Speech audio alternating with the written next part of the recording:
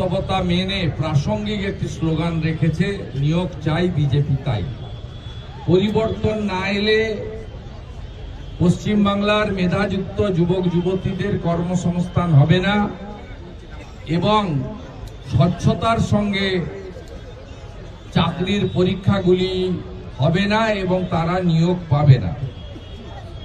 আপনারা যদি গত কয়েক বছরের ইতিহাস পর্যালোচনা করেন বর্তমান সরকারের, তাহলে দেখবেন 2011 সালে 51টি নথিভুক্ত কর্মবিনিয়োগ কেন্দ্রে 99 লক্ষ প্লাস 1 কোটির কাছাকাছি নথিভুক্ত বেকার ছিলেন।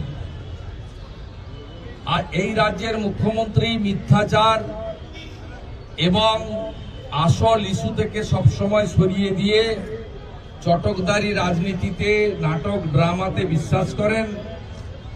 তাই আসল বেকারত্বের সংখ্যা যাতে কোনোভাবে সংবাদ মাধ্যম, রাজনৈতিক দল, বিশেষ করে জনগণ জানতে না পারে, তিনি প্রথম কাজটা করেছিলেন কর্মবিনিয়োগ কেন্দ্র তুলে দেওয়া। আজকে রাজ্যে কোনো কর্মবিনিয়োগ কেন্দ্র ফাংশনিং নেই। কর্মবিনিয়োগ কেন্দ্রের আধিকারিক এমপ্লয়িদেরকে লেবার ডিপার্টমেন্টের সঙ্গে সংযুক্ত করে দেওয়া হয়েছে। এই কাজটা অত্যন্ত ক্লেভারলি মুখ্যমন্ত্রী করেছেন। তিনি বেশ কয়েক বছর আগে ঘোষণা করেছিলেন যে আমি একটি এমপ্লয়মেন্ট ব্যাংক তৈরি করলাম। এই এমপ্লয়মেন্ট ব্যাংকে যারা নাম নথিভুক্ত করবেন তারা মাসে 1500 টাকা করে বেকার ভাতা পাবেন এবং ক্রমান্বয়ে চাকরি পাবেন, তারা বেরিয়ে যাবেন। আবার নতুন নতুন শিক্ষিত বেকাররা তাদের কলেজ ইউনিভার্সিটি শেষ করার পরে তারা সেখানে নাম নথিভুক্ত করবেন। কিন্তু বাস্তবে এমপ্লয়মেন্ট ব্যাংকের যে পোর্টাল, সেটা উনি কয়েক বছর আগে নন ফাংশনিং করে দিয়েছেন।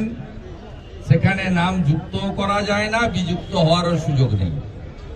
1500 টাকা বেকার ভাতা উনি 21-এর নির্বাচনের আগে, 16-র নির্বাচনের আগে মাত্র 2বার দিয়ে সেটাও বন্ধ করে দিয়েছেন। 21 সালে তৃতীয়বার ক্ষমতায় আসার পরে গত 5 বছর বেকার ভাতা নামক বস্তুটা বাংলা থেকে কর্মবিনিয়োগ কেন্দ্রের সাথে সাথে